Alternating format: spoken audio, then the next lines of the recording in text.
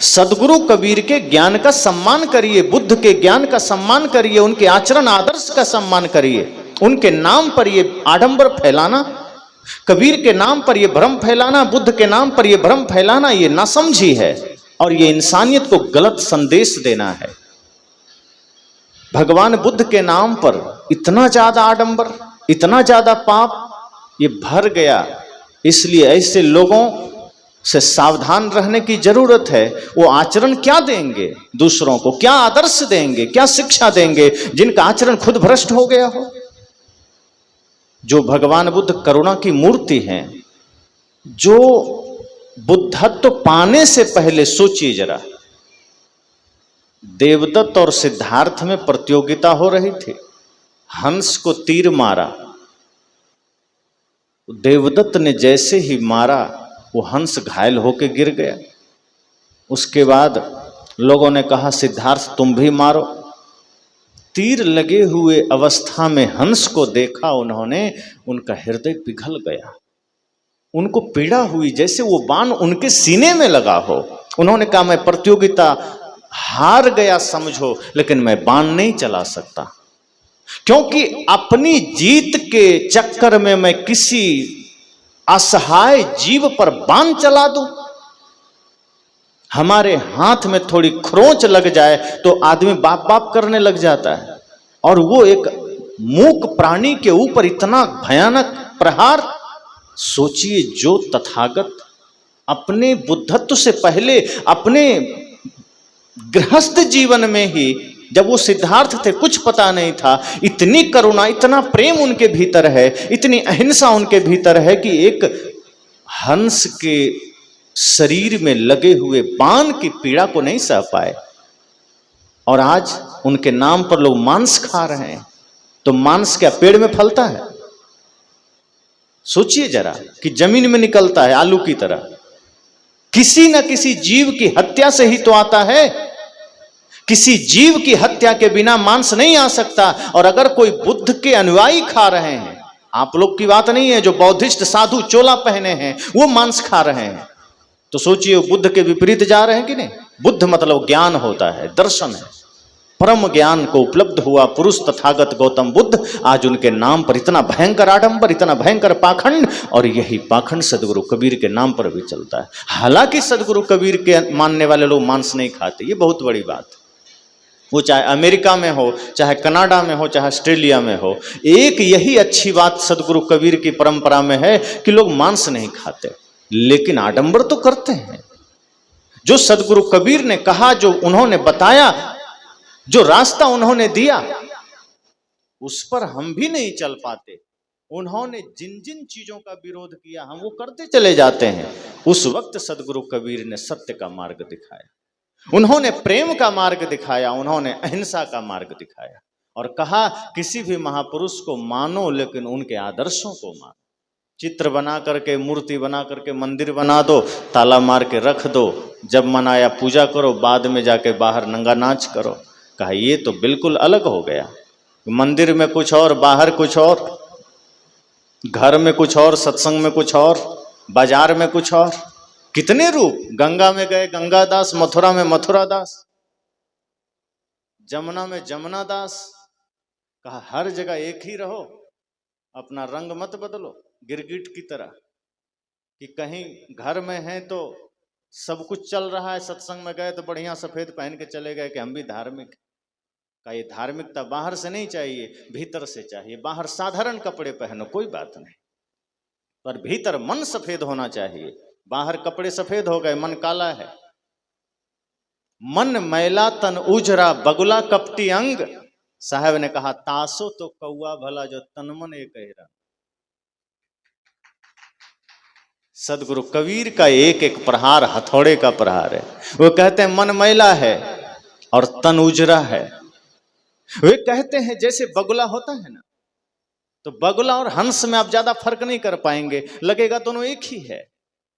लेकिन पता कब चलता है, आप कभी गेहूं बोइएगा, बगुला आ जाता है सिंचाई के समय, और वो खेतों में एक टांग पर खड़ा हो जाता है। अब कोई देखेगा तो अचानक लगेगा कि ये तो बुद्ध से भी आगे निकल गया ध्यान में, एकदम अकेला एक टांग पर खड़ा है। लेकिन कहीं आगे मछली नजर आ गई, फटाक से चोंच फाड़ के मुंह में ले लेता है। तो उसका ध्यान मछली पकड़ने के लिए था, तो कोई बुद्धत्व के लिए नहीं था, शांति के लिए नहीं था। बिल्ली को आप देखिए, जब चूहा को पकड़ना होता है तो एकदम दोनों पांव पर दब करके ऐसा निशाना लगा के बैठती है जैसे कितना आनंद में है, शांति से है। लेकिन उसकी वो खामोशी, उसकी वो शांति बिल्ली को, चूहे को पकड़ने के लिए होती है। साहब कहते हैं मन मैला, ऐसे ही हमारा मन मैला है और तन उजरा। बाहर से हम दिखावा साधना का कर रहे हैं, बाहर से दिखावा हम धार्मिक होने का कर रहे हैं, पुजारी होने का कर रहे हैं, लेकिन भीतर कपट है, भीतर कालापन है, भीतर मन गंदा है। मन मैला तन उजरा, बगुला कपटी अंग। ये जो कपट रूपी बगुला है उसके तरह हमने भी अपना अंग बना लिया है। साहब कहते हैं अरे नादान, उससे बढ़िया तो कौआ है। तासो तो कौआ भलो जो तनमन एक कह का, उससे बढ़िया तो कौआ है जो भीतर से भी काला है, बाहर से भी काला है। ढोंग क्यों करना? अगर जीवन में बदलाव ना ला सके तो ढोंग करने की जरूरत नहीं है। जब हम बदलाव ले आएंगे तो ले आएंगे। कोयल भी बाहर से काला है, भीतर से उजरा है, उसका मन सच्चा है। कोयल का शरीर काला है पर मन सादा है, तो उसकी आवाज हम पसंद करते हैं, हमें प्यारी लगती है, हम सुनने के लिए बगीचे में चले जाते हैं। पर कौआ कांव कांव करता है। हालांकि अब कौआ से ज्यादा कांव कांव शहरों में होने लगा है। अब तो लोगों के घरों पर कौआ बैठना भी छोड़ दिया है। किसी ने कहा आप घरों पर बैठते क्यों नहीं हो? कहा हमारी आवाज दब जाती है नीचे का कांव कांव सुनकर। आदमी इतना कांव कांव कर रहा है अंदर कि अब मुझे कोई सुनना ही नहीं चाहता, इसलिए मैं कांव कांव करूं ना करूं कोई फर्क नहीं पड़ता। तो कौआ वाला आदत, और हम सोचते हैं घर बदल दें तो शायद ठीक हो जाए। कहा जाता है एक कौआ गांव छोड़कर जा रहा था। लोगों ने कहा ये गांव क्यों छोड़ रहे हो? कोई बड़े बुरे लोग हैं इस गांव के। कहा क्या हुआ? कहा जब भी बाहर निकलो पेड़ पर देखता है, पत्थर उठा लेता है, पत्थर फेंकता है, मारता है। मेरे एक बच्चे की पैर टूट गई, परेशान हो गया। कभी कभी हमें भी एक दो ढेला पड़ गया। गांव के लोग ठीक नहीं है, मैं गांव छोड़कर जा रहा हूं, बड़े दुष्ट लोग हैं। तो लोगों ने कहा, लोगों ने क्या, कोयल ने ही पूछ लिया कि हम दोनों एक ही जैसे दिखते हैं, मामला क्या है? पता नहीं मामला क्या है। कौआ को पता ही नहीं था। उसने कहा मैं दूसरा गांव जा रहा हूं। कोयल ने कहा अब वहां भी लोग ढेला मारेंगे तो? कहा नहीं, सुना हूं वो गांव के लोग ठीक हैं, यहां दुष्ट हैं, यहां लोग मारते हैं। कोयल ने कहा ध्यान दो, तुम्हें गांव छोड़ने की जरूरत नहीं है, तुम ये समझ ही नहीं पाए कि लोग ढेला क्यों मारते हैं। ये जो तुम कांव कांव करते हो इसके वजह से ढेला मारते हैं, और तुम्हें गांव छोड़ने की जरूरत नहीं। कांव कांव करना छोड़ दो, इस गांव में भी आनंद है। अगर तुम अपनी कर्कश आवाज छोड़ दो, अगर अपनी गलत आदत छोड़ दो, अगर अपनी गलत जो नियत तुम्हारी है वो छोड़ दो, तो जहां हो वो घर तुम्हारा मंदिर बन सकता है, जहां हो वही गांव तुम्हारा अयोध्या धाम बन सकता है, वही तीर्थ धाम बन सकता है। और मन गंदा है तो तुम दिन रात मंदिर में बैठे रहो, वो तुम्हारे लिए कवड़खाना ही होगा और कुछ नहीं होगा। तो सदगुरु कबीर उस वक्त हिम्मत करके कहते हैं कि जीवन को बदलिए। हिम्मत करके उन्होंने सत्य कहा। उन्होंने कहा कि अहिंसा, प्रेम, करुणा, सत्य ये हमारा धर्म है, और ये अगर हम नहीं मानते हैं तो क्या मानते हैं? तो सदगुरु कबीर को या बुद्ध को मानना क्या हुआ? किसी भी महापुरुष को मानते हो, चाहे भगवान श्री कृष्ण को मानते हो, क्या उन्होंने कम संघर्ष किया? हालांकि लोगों ने उनकी छवि खराब की है। भगवान कृष्ण का वो रूप नहीं है जो दिखाया जाता है, वो परम योगेश्वर हैं। और सच कहें तो प्रथम व्यक्ति हैं जो मूर्ति पूजा का विरोध करने वाले हैं। इंद्र की पूजा चलती थी, उन्होंने गांव वालों से कहा क्यों इसकी पूजा करते हो? कहा नहीं करेंगे, नाराज होकर बारिश कर देगा। कहा ठीक है इस बार मत करो, हम देखते हैं। मना कर दिया उन्होंने। तो पहला व्यक्ति है जो अंधविश्वास का विरोध करने वाले हैं। लेकिन तथाकथित कुछ लोगों ने उनको भी भगवान बना करके और अवतार बना करके, छलिया बना करके, रसिक बना करके धर दिया, ताकि इनकी अच्छी बातें लोगों तक ना जाए। लेकिन ध्यान दीजिए, भगवान कृष्ण परम योगी हैं, उनका ज्ञान अद्भुत है। जब हम सदगुरु कबीर को याद करते हैं तो भगवान श्री कृष्ण को भी याद करना चाहिए। उनका ज्ञान साधारण नहीं है, उनकी छवि बस खराब की गई है। हमें अपने महापुरुषों को भी पहचानने की जरूरत है। उपनिषद पढ़िए, कितनी प्यारी बातें हैं, साधनात्मक बातें हैं। जब आप उपनिषद पढ़ेंगे और वेद पढ़ेंगे, वेद मूल वेद, तो जो गलत तरीके से आज हमारे बीच पेश किया गया है आपको फर्क नजर आएगा। उस वेद में बड़ी ईमानदारी दिखेगी आपको। वेद के ऋषि ईमानदार हैं, वो छल प्रपंच नहीं जानते थे, कपट नहीं जानते थे। वो सारा छल प्रपंच कपट आपको स्मृति में दिखेगा। मनुस्मृति आते आते छल कपट से भर गया, उसमें चालाकी दिखेगी, उसमें आपको तेज तर्रार दिमाग का खेल दिखेगा। वेद उपनिषद में ज्ञान दिखेगा। तो बाद में लोगों ने ग्रंथों में भी दिक्कतें पैदा की है। तो सदगुरु कबीर हों चाहे श्री कृष्ण हों, उनका ज्ञान आप जब देखेंगे तो साधना पक्ष में दोनों एक जैसे चलते हैं, एक जैसे। इसलिए सदगुरु कबीर कहते हैं कि शब्दों को सिर्फ सुनना नहीं है, महापुरुषों को सिर्फ सुनना नहीं है, उनकी सिर्फ पूजा नहीं करनी है, उनकी बातों को जीवन में उतारना भी है। और जब उनकी बातों को हम अपने जीवन में उतारेंगे तो अपने महापुरुषों की सही अर्थ में पूजा होगी।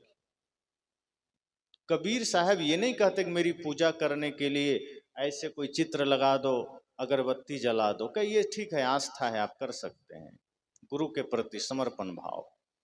लेकिन अगर ये मान लिए कि इतना करने से काम बन गया तो साहब कहते हैं फिर आप अंधेरे में हैं, फिर आप नहीं कुछ कर पाएंगे, क्योंकि चित्र से कुछ होने वाला नहीं है। चित्र आस्था का प्रतीक है और चित्र उन्हीं का बनता है जिनका चरित्र महान होता है। इसलिए जिस चित्र के पीछे चरित्र है हमें उस चरित्र की पूजा करनी है। चित्र तो प्रतीक है, उसका सम्मान करना है। जितने भी महापुरुष हैं उनके चित्र जरूर लगने चाहिए ताकि हम उन चित्रों को देखकर उनके चरित्र को जान सकें, उनके चरित्र को जीवन में उतार सकें। और हम यही नहीं कर पाते, चित्र लगा लेते हैं, चरित्र से कोई लेना देना नहीं होता। चित्र लग जाते हैं, चरित्र कभी जीवन में हमारे आ नहीं पाता। तो सदगुरु कबीर कहते हैं महापुरुषों का सम्मान क्या है। अगर आप सदगुरु कबीर की जय जयकार करना चाहते हैं तो एक ही काम करिए, अपने जीवन की जय जयकार कर लीजिए। जैसे एक पिता को कोई पुत्र कुछ गिफ्ट देना चाहे, कोई उपहार देना चाहे, तो एक ही काम करे, वो सफल हो जाए। अगर पुत्र सफल हो गया तो पिता समझता है मुझे गिफ्ट मिल गया। कुछ वो पैसे ला कर दे दे और चोरी के रास्ते पर जाए, हिंसा के रास्ते पर जाए तो पिता दुखी रहेगा। भले ही गिफ्ट पालेगा लेकिन वो खुश नहीं हो सकता। पिता अपने पुत्र के सदाचरण से खुश होता है, पिता अपने पुत्र के सही मार्ग पर चलने से खुश होता है। और हम सोचते हैं कि हम कुछ चढ़ा देंगे तो भगवान खुश हो जाएंगे, सदगुरु कबीर की भक्ति हम बढ़िया से कर लेंगे। सदगुरु कबीर की भक्ति यही है कि हम उनके बताए रास्ते पर चलें। सोचिए कितनी बड़ी बात उन्होंने उस समय कही। बीजक जैसा ग्रंथ साधारण नहीं है। मैंने कहा कि आज उनकी वाणियों को रखने के बाद लोग धमकियां देने लगते हैं। वो तो मैंने मुसलमान की बात सुनाई। एक प्रवचन में मैंने बोला है कि राम की भक्ति क्या है। राम की भक्ति यह है कि भाई से प्रेम करिए, माता पिता गुरु का चरण स्पर्श करिए। और मंदिर में जहां आप राम को खोजने जा रहे हैं वहां वो नहीं मिलेंगे। अगर राम को खोजना है तो अपने ही भाइयों में खोजिए, अपने ही आसपास लोगों में खोजिए, समस्त प्राणियों में खोजिए। स्वयं राम जी भी कहते हैं नवधा भक्ति में, सप्तम में सब जग देखो, मोते संत अधिक कर लेको, समस्त जग में मेरा ही रूप जानो। वो तो कहते हैं प्रकृति पार प्रभु सब उर्वासी। तुलसीदास भी कहते हैं प्रकृति से परे वो परमात्मा, वो प्रभु सबके हृदय में रहता है। तो मैंने कहा कि राम सबके हृदय में है, आप राम को सबके हृदय में खोजिए, सबके दिलों में खोजिए। बाहर कोई राम नहीं रहता। बाहर मंदिर बना दिया, राम जी को धनुष पकड़ा दिया और उसी मंदिर के सामने लोग ताश खेल रहे हैं। अब सोचिए अगर उसमें सच में राम होते तो धनुषबाण से उस आदमी का हाथ पैर ने काट देते कि यहाँ ताश खेल रहा है, हमारे ही सामने गांजा पी रहा है, हमारे ही सामने पाखंड कर रहा है। कहीं हनुमान जी गदा लेके खड़े हैं, अब वहीं पर जाके कई बार अत्याचार हो जाता है, किसी का जेब कट जाती है, वहीं पर बैठ के लोग न जाने क्या क्या कुकर्म शराब पीते हैं। अगर सच में उसमें हनुमान जी होते तो गदा से सबको मार के भगा देते। जब उस समय मारीच और सुबाहु को मार के न जाने कितना दूर फेंक दिए, तो अगर सच में हनुमान जी होते तो आदमी जो गलत करता उसको मार के चाइना फेंक देते। इस तरह का विचार उसमें रखा गया। मैंने कहा अगर अभी हनुमान जी होते तो हमारे जवानों को बॉर्डर पर मरना नहीं पड़ता। हनुमान जी एक गदा मारते, पाकिस्तान साफ, कुछ करने की जरूरत नहीं थी। पर सच तो यह है कि अब राम हमें बनना होगा, चलो राम के पद चिन्हों पर अब इतिहास बदलना होगा, वो संकल्प खुद लेना होगा। भगत सिंह जाते जाते क्या कहते हैं, कर चले हम फिदा जाने तन साथियों, अब तुम्हारे हवाले वतन साथियों। उन्होंने ये नहीं कहा कि अब राम के हवाले वतन साथियों, अब हनुमान के हवाले वतन साथियों। जानते हैं राम हनुमान अब आएंगे नहीं, वो महापुरुष है, उनका शरीर अब नहीं है, अब वो विचारों में है, अब वो आदर्शों में है, अब उनको आदर्श हमें लेना है और हमें खुद राम बनना है। इसलिए अगर उनको ये पता होता कि राम जी आएंगे तो फिर वो यही कहते कि कर चले हम फिदा जाने तन साथियों, अब शिव जी के हवाले वतन साथियों। उन्होंने कहा नहीं, अब तुम्हारे हवाले वतन साथियों। और लास्ट की पंक्ति क्या है, खींच दो अपने खून से जमीन पर लकीर, इस तरफ आने पाए ना रावण कोई। का उस समय राम के अनुपस्थिति में रावण आया, माता सीता को छल के ले गया साधु का वेश बनाकर। उस समय कोई रक्षा नहीं कर पाया। लेकिन उस पंक्ति में क्या कहा गया, खींच दो अपने खून से जमीन पर लकीर। कहा अपनी खून से अर्थात अपनी शक्ति, अपने सामर्थ्य एक ऐसा लकीर खींच दो कि इस तरफ आने पाए ना रावण कोई, अर्थात वो बुरी प्रवृत्ति वाला कोई भी व्यक्ति इस तरफ ना आने पाए। वो जिसकी दृष्टि में माता बहन नारी का कोई सम्मान नहीं है, जो कुदृष्टि करने वाला है, अपने सामर्थ्य से एक ऐसा लकीर खींचो, एक ऐसी मर्यादा की रेखा खींचो कि ऐसी मानसिकता वाले लोग इस तरफ ना आने पाए। खींच दो अपने खून से जमीन पर लकीर, इस तरफ आने पाए न रावण कोई। तोड़ दो हाथ अगर हाथ उठने लगे, छूने पाए न सीता का दामन कोई। कहा इतना सामर्थ्य रखो अपने भीतर कि ऐसे आतताइयों का जो माँ बहन और बेटियों पर कुदृष्टि करता है उसका हाथ तोड़ दो, छूने पाए न सीता का दामन कोई, कोई भी नारी शक्ति का दामन न छूने पाए। कहा क्यों, कहा क्यों, क्योंकि राम भी तुम ही लक्ष्मण साथियों, अब तुम्हारे हवाले वतन साथियों। क्योंकि तुम ही राम हो, तुम ही लक्ष्मण हो, ये कहा गया। यही बात सदगुरु कबीर कहते हैं, यही बात बुद्ध कहते हैं, यही बात कृष्ण कहते हैं। तो अंतर क्या है? तो क्यों नहीं हम ऐसा करते हैं? सदगुरु कबीर ऐसा कहते हैं तो हमें करना चाहिए। अपने को ऐसा बनाइए, जो युवा हैं उनको अपने आप में ऐसा सामर्थ्य जागृत करना चाहिए कि आपके होते हुए कोई बहन बेटी माँ को डर के न चलना पड़े, निश्चिंत होकर के एकदम पूर्ण भाव से चलें, उनको भयभीत ना होना पड़े रास्ते में चलते हुए। अपने ही समाज में, अपने ही लोगों के बीच में अगर उनके मन में कोई भय पैदा हो रहा है, अपनी असुरक्षा का ख्याल आ रहा है, तो समझ जाइए कि वो इंसानों के बीच नहीं, वो राक्षसों के बीच हैं। और वो राक्षस कोई दूसरा नहीं, अपने ही लोग बने बैठे हैं। अपने आप को वो इंसान के रूप में स्थापित करिए, वो वीरता अपने भीतर लाइए। वीरता से लड़ाई में मत लाना। हम लड़ाई में तो बड़े वीर बन जाते हैं, रावण का भी बाप बन जाते हैं, लेकिन जहां सुरक्षा की बात आए, जहां समाज की रक्षा की बात आए, जहां माँ बहनों के सुरक्षा की बात आए, वहां हम मेढक बन जाते हैं, वहां हम ही राक्षस बन जाते हैं। संत कहते हैं वहां अपने सामर्थ्य को जगाइए। आपके होते हुए कोई असुरक्षित महसूस न करे। आप समाज के सुरक्षा गार्ड बनिए, आप परिवार का, राष्ट्र का सुरक्षा गार्ड बनिए। तो सदगुरु कबीर यही सामर्थ्य तो जगाना चाहते हैं। अगर हम जगा लिए, अगर हम सच्चे अर्थ में इंसान बन गए, जो वो कहते हैं, जो उनका ज्ञान है, जो उनका विचार है, तो अगर हम इतना कर लिए तो हम कबीर के अनुयायी हो गए, हम सच्चे अर्थ में फिर कबीरपंथी हो गए। नाम का नहीं बनना है कि हाँ गले में माला डाल लिए कबीरपंथी कहला गए, गले में माला डाल लिए और गुरु के शिष्य कहला गए। माला से नहीं, माला के साथ साथ हमारे भीतर सूत्र भी आए, ज्ञान के आदर्श भी आए, आचरण भी आए। जब आचरण आएगा तो हम सदगुरु कबीर के विचारधारा को संपूर्ण मानवता में ले जा सकते हैं। संपूर्ण प्राणी मात्र के प्रति हमारे हृदय में फिर प्रेम का भाव जागृत हो सकता है। तो मैंने कहा कि सोचिए उस वक्त सदगुरु कबीर को कितनी पीड़ा झेलनी पड़ी होगी, कितना कष्ट झेलना पड़ा होगा, लेकिन उन्होंने सत्य कहा। और उन्होंने सिर्फ डंडे ही नहीं चलाए ज्ञान के, प्रेम की भी बातें उन्होंने कही। समता की भी बातें कही, दया की भी बातें कही, मन को निश्चल निर्मल बनाने की भी बातें कही। जहां समाज में बुराइयां थी, जहां देखा उन्होंने कि लोग एक दूसरे को नीच समझ रहे हैं, कोई किसी को छोटा कोई बड़ा समझ रहा है, कोई जाति के आधार पर लोगों से भेद कर रहा है, तो उन्होंने पहले वो काम किया, पहले जातिवाद पर प्रहार किया, भगवानवाद पर प्रहार किया। उन्होंने देखा होगा कि कोई आदमी हाथ जोड़कर बैठा है, कुछ करता नहीं है, कहता है भगवान की कृपा होगी तो हो जाएगा। कई लोगों से आप कहिए सत्संग में चलोगे, तो आदमी क्या कहता है, हाँ मन तो था लेकिन अब देखिए भगवान की इच्छा होगी तो जाएंगे। अब वही आदमी उस समय तंबाकू खा रहा है, पूछिए इच्छा है भगवान की कि तुम्हारी? तंबाकू किसकी इच्छा से खा रहे हो? तब कहता है ये तो अपने मन से। तो मतलब सत्संग में जाने के लिए भगवान की इच्छा चाहिए, और शराब की दुकान पर जाने के लिए अपनी इच्छा। तो सारे गलत काम तुम अपनी इच्छा से कर रहे हो, और अच्छे काम करने में भगवान की इच्छा चाहिए। सारे पाप अपनी इच्छा से कर रहे हो, और यदि सब कुछ भगवान की इच्छा से होता है तो सारे अत्याचार तुम भगवान की इच्छा से कर रहे हो। और अगर भगवान की इच्छा से कोई पाप कर रहा है, फिर वो भगवान हो ही नहीं सकता, फिर वो शैतान होगा। जो भगवान होगा उसकी इच्छा से अगर बुरे काम की बात आ रही, इसका मतलब भगवान नहीं हो सकता। और जो भगवान होगा उसकी इच्छा से फिर धर्म के काम होंगे।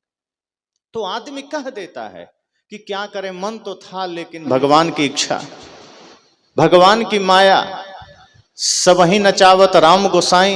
ये बात सबको जुबान पर है कि सबको राम नचा रहे हैं, उनकी इच्छा के बिना पत्ता भी नहीं हिलता। साहब कहते हैं यहीं पर हमारी बुद्धि काम करना छोड़ देती है, हम तुरंत सब बात भगवान पर टाल देते हैं।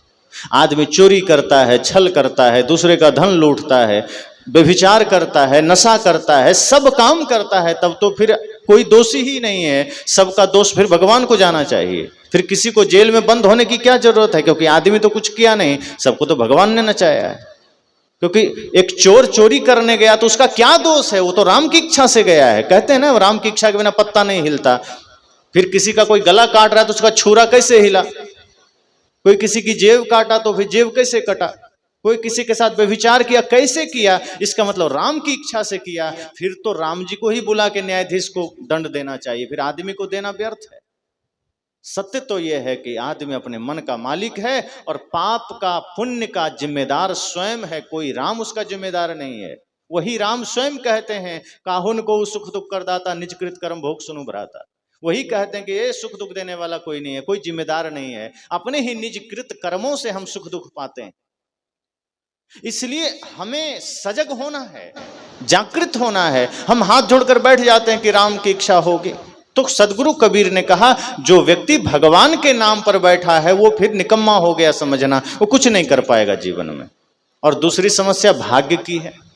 किसी से कहिए सत्संग में चलोगे, तो वो फिर दूसरा जो भाग्य का मारा आदमी है वो कहता है हाँ मन में तो था लेकिन भाग्य में होगा तब। अब वो भाग्य में होगा तो भाग्य में तुम्हारा वहां बैठा लिखा है, भाग्य में तुम सारे पाप कर रहे हो, धर्म के कार्य में भाग्य में होगा। कहते हैं भाग्य जागृत करना पड़ता है, भाग्य बनाना पड़ता है। और सच तो ये है कि भाग्य आप खुद लिखते हैं, कोई भगवान ने आपका भाग्य नहीं लिखा है। अगर भगवान ने आपका भाग्य लिखा होता तो सबका भाग्य चमका हुआ होता, सुंदर होता। किसी के भाग्य में गलतियां नहीं होती, पाप नहीं होते, दरिद्रता नहीं होती। अगर भगवान के हाथों सबकी नियति लिखी गई होती, भगवान के हाथों भाग्य लिखा गया होता, तो सबका एक समान होता। एक फैक्ट्री में अगर एक क्वालिटी का साबुन बनते, मान लीजिए कोई भी आप साबुन यूज करते हैं, अगर वो आप कहीं से भी लीजिए सबका क्वालिटी वजन एक जैसा होगा। आप कोई भी जगह से लीजिए सब जगह एक जैसा। तो अगर एक भगवान के द्वारा ही सबका भाग्य लिखा गया होता तो इस धरती पर जितने इंसान हैं सबका भाग्य एक जैसा होता, अलग होता ही नहीं। लेकिन भाग्य हम खुद लिखते हैं। तो किसी ने कहा कि हम अगर खुद लिखते हैं तो हम इतना गलत क्यों लिख दिए, और हमें खुद पता क्यों नहीं हमने लिखा। संत कहते हैं क्योंकि आप इतनी बेहोशी में लिखते हैं कि आपको खुद पता ही नहीं कि आप लिख क्या रहे हैं, क्योंकि हम लिख बेहोशी में रहे। अब बेहोशी में लिखने का मतलब है कि बेहोश हैं तभी तो गाली गलौज करते हैं, होश में हो तो किसी को गाली देंगे। बेहोश हैं तभी तो नशा करते हैं, बेहोश हैं तभी तो झूठ बोलते हैं, बेहोश हैं तभी तो छल करते हैं, बेहोश हैं तभी नफरत घृणा ईर्ष्या करते हैं। और सच तो यह है कि हमारे द्वारा किया गया ये फालतू के कर्म ही हमारा भाग्य बनता है। और हमने सारे कर्म बेहोशी में किए हैं, तो बेहोशी में किया गया कर्म ही हमारा भाग्य बन गया। और अब वही सामने आता है, कोई भगवान थोड़े दिया है। तो आदमी भाग्य के भरोसे सत्संग में नहीं जाता, भगवान के भरोसे सत्संग में नहीं जाता। साहब ने कहा भाग्यवाद छोड़ दो, भगवानवाद छोड़ दो, तो क्या पकड़े? साहब ने कहा पुरुषार्थवाद पकड़ो, पुरुषार्थ करो। इस जीवन में, इस वक्त वर्तमान में कर्म करो, पुरुषार्थ करो, सब कुछ कर सकते हो। ये मनुष्य शरीर कर्म की भूमिका है, यहां आप सब कुछ कर सकते हैं। कर्म का लिखा हुआ भी मिट सकता है, किए गए पाप फल भी मिट सकता है, और ये इसी मनुष्य शरीर में हो सकता है। सांप से छुंदर में चले गए तो कुछ नहीं होगा, कुत्ता बिल्ली गाय गधा बैल में चले गए तो कुछ नहीं होगा, वहां सिर्फ फल भोगना है, समझना, वहां सिर्फ फल मिलेगा। जो कुछ भी आप कर सकते हैं इसी मनुष्य शरीर में कर सकते हैं। यहां अंगुलीमाल भी अपने कर्मों को मिटा करके, अपने पाप के फल को मिटा करके साधु बन गया। यही मनुष्य शरीर है भूमिका। यहां रत्नाकर जैसे दुर्धर्ष अत्याचारी भी अपने कर्म फल को मिटा करके सन्यासी बन गया, वाल्मीकि जैसे ऋषि बन गए। संत कहते हैं यही जीवन कर्म की भूमिका है। आप अपने भाग्य अगर गलत लिख चुके हैं तो उसे सही भी कर सकते हो, अगर आपके भाग्य में कुछ पाप आ गया है उसे भी ठीक कर सकते हो। क्यों? क्योंकि ये कर्म भूमिका है मनुष्य देह। ये मुक्ति पथ पर ले जाने के लिए मिला है, ये भक्ति के मार्ग में चलने के लिए मिला है, ये खेलने खाने के लिए नहीं मिला। ये मनुष्य जीवन मिला ही है भक्ति करने के लिए। अगर अब की चूके तो पता नहीं फिर कब मिलेगा मौका, कोई नहीं जानता। इसलिए ये मत सोचना कि ये जीवन हमें बस हंसने खेलने खाने के लिए मिला है। हंसी तो है नहीं, खेलना खाना रह गया, और खेल भी नहीं रहा। अब रिश्तों में खिलवाड़ शुरू हो गया, मित्रता में खिलवाड़ शुरू हो गया, माता पिता के साथ खिलवाड़ शुरू हो गया। साहब ने कहा ये भाग्यवाद भगवानवाद को छोड़ दो, पुरुषार्थवाद